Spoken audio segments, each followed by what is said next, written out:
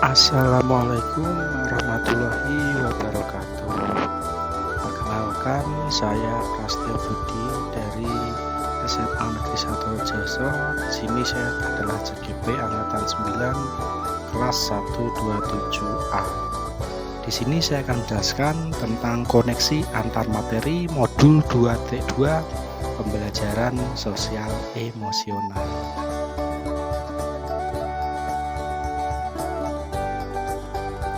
Sebelumnya adalah refleksi diri. Refleksi dirinya adalah Bapak Ibu guru, kita pasti pernah mengalami kondisi di mana tugas kita adalah sangat menumpuk. Kemudian deadline atau pengumpulan tugasnya bisa bersamaan atau mungkin hampir bersamaan. Dalam kondisi ini biasanya emosi kita menjadi tidak stabil. Rasanya ada dalam diri biasanya mudah marah, stres, kecewa, khawatir, sedih, semuanya bercampur menjadi satu karena tugas tersebut. Bagaimana cara kita mengontrol diri tersebut?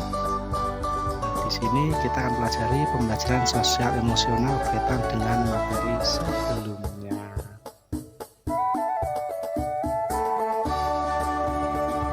Pertanyaan tematik yang pertama.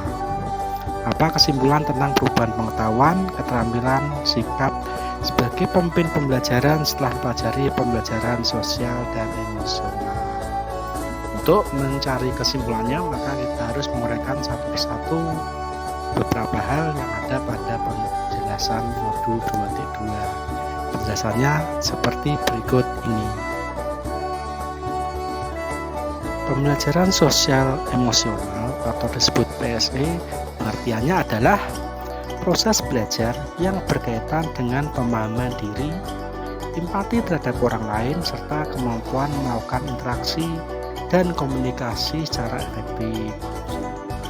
Hal ini mencakup aspek-aspek dari keterampilan sosial, regulasi emosi, adanya suatu pengambilan keputusan dalam suatu masalah, dan sebagainya. Tujuan dari PSE ini adalah membantu mereka dalam memberikan pemahaman, penghayatan, dan kemampuan menjadi individu yang lebih baik dalam hal keterampilan sosial, regulasi emosi, dan empati, serta keputusan yang bertanggung jawab dalam pengelolaan dan kesadaran diri.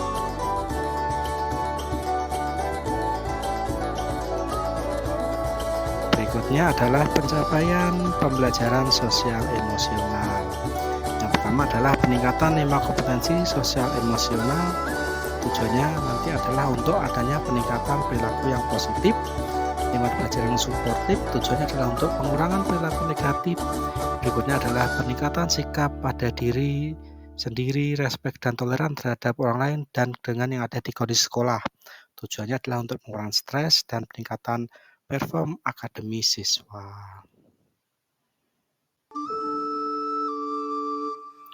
Kompetensi sosial emosional atau well-being dibagi menjadi 5 bagian. Yang pertama adalah kesadaran diri, yang kedua pengelolaan diri, yang ketiga keputusan yang bertanggung jawab, yang keempat keterampilan sosial, dan yang kelima adalah kesadaran sosial. Berikutnya adalah well-being. Sebenarnya apa sih well-being? Well-being adalah suatu keadaan emosional yang berlanjutan atau relatif stabil yang ditandai dengan sikap suasana hati yang secara umum positif, relasi yang positif dengan sama murid dan guru, resiliensi, abnegasi diri, dan tingkat kepuasan diri yang tinggi berkaitan dengan pengalaman belajar mereka yang ada di sekolah.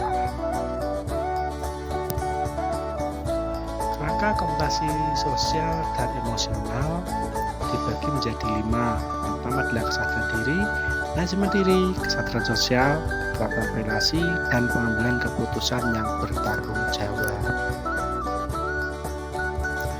Yang pertama adalah kesadaran diri, adalah kemampuan untuk memahami perasaan, emosi, dan nilai-nilai yang ada dalam diri sendiri dan bagaimana pengaruhnya pada perilaku diri dalam berbagai situasi dan konteks yang ada di kehidupan. Contohnya adalah menunjukkan integritas dan kejujuran. Yang kedua adalah dapat menghubungkan perasaan, pikiran, dan nilai-nilai yang positif.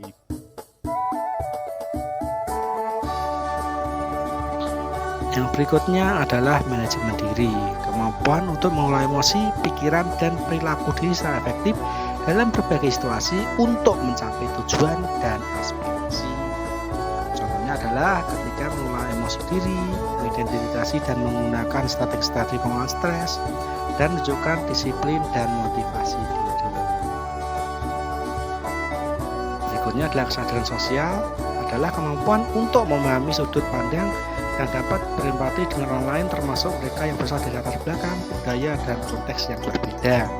Contohnya adalah mempertimbangkan pandangan atau pemikiran orang lain, mengakui kemampuan atau kekuatan orang lain, dan mendemonstrasikan empati dan rasa welas asih. Berikutnya adalah keterampilan relasi, adalah kemampuan untuk membangun dan mempertahankan hubungan-hubungan yang sehat dan suportif. Contohnya adalah melakukan komunikasi yang efektif dan mengembangkan relasi atau hubungan yang positif. Berikutnya adalah pengambilan keputusan yang bertanggung jawab.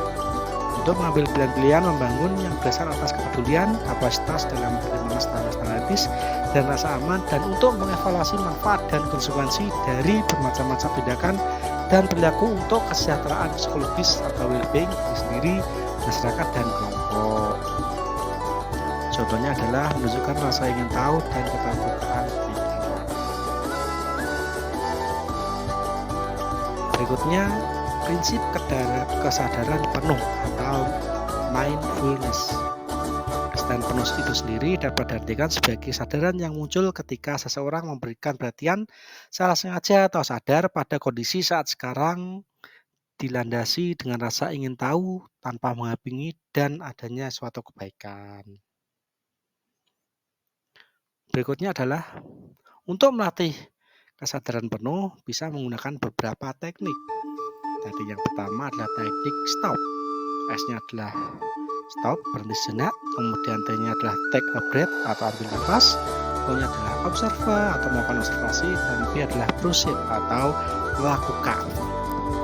Penerapan teknik stop dapat membangun kemampuan merespon dan mengambil keputusan lebih efektif.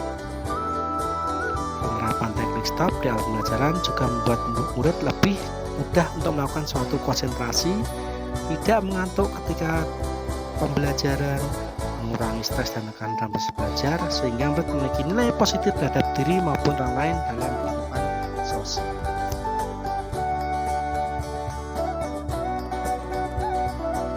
Praktik kesadaran penuh memperkuat 5 kompetensi sosial emosional atau ESI tersebut. Penerapan pembelajaran sosial dan emosional berbasis kesadaran penuh secara terhubung, terkoordinasi, aktif, fokus, dan eksplisit dapat mewujudkan well-being pada sekolah. Berdasarkan pembahasan tadi, maka kesimpulan dari pertanyaan pemateri yang pertama adalah sebagai guru sangat penting untuk mempelajari materi tentang pembelajaran sosial emosional agar dapat memahami, menghayati, dan mengelola emosi atau kesadaran diri, menetapkan dan mencapai tujuan positif pengelolaan diri, merasakan dan empati terhadap orang lain, kesadaran sosial, membangun dan mempertahankan hubungan positif, ketahanan relasi, membuat keputusan yang bertanggung jawab. Hal ini sesuai dengan 5 kompetensi sosial emosional yang harus dimiliki. Berikutnya adalah perkataan pematik yang kedua. Apa kaitan pembelajaran sosial emosional yang telah dipelajari dengan modul-modul sebelumnya? Pembelajaran yang sosial emosional dilakukan oleh semua warga sekolah. Hal ini sesuai dengan nilai guru penggerak yang bersifat kolaboratif. Untuk mewujudkannya, maka guru harus menjadi pemimpin pembelajaran yang dapat membuat kondisi lingkungan sekolah yang menyenangkan, aman, dan nyaman. Pembelajaran sosial emosional dapat wujud jika guru memiliki visi, di mana visi yang dapat menciptakan budaya positif sehingga menghasilkan siswa yang berkarakter sesuai dengan kodrat alam dan kodrat zaman sesuai dengan filosofi Ki Hajar Dewantara. Pembelajaran sosial emosional erat kaitannya dengan pembelajaran berdiferensiasi karena menekankan pada kebutuhan anak akan menghasilkan siswa yang bertanggung jawab. Dan semua modul tersebut saling terkait untuk mewujudkan pembelajaran pada murid memiliki jiwa profil pelajar Pancasila. Pertanyaan lanjutannya adalah sebagai berikut. Sebelum mempelajari modul ini, saya berpikir bahwa sehingga setelah mempelajari modul ini ternyata untuk hal yang saya lakukan Sebelum mempelajari modul ini, saya berpikir bahwa pembelajaran hanya fokus pada pengetahuan dan keterampilan saja, sehingga hanya terfokus pada pemenuhan nilai saja. Jadi dalam proses pembelajaran kita hanya mencari nilai dari siswa. Kita tidak melihat prosesnya, bagaimana karakternya, itu tidak kita lihat, kita hanya melihat nilainya saja. Namun setelah mempelajari modul ini, ternyata belajar dapat mengubah psikologis anak melalui pembelajaran sosial emosional agar dapat memahami, menghayati, dan mengelola emosi atau sadar diri, menetapkan dan mencapai tujuan positif, pengelolaan diri, merasakan dan empati terhadap orang lain, kesadaran sosial, membangun dan melakukan hubungan yang baik atau positif atau keterampilan relasi, membuat keputusan yang bertanggung jawab. Hal ini sesuai dengan 5 kompetensi sosial emosional yang harus dimiliki oleh siswa.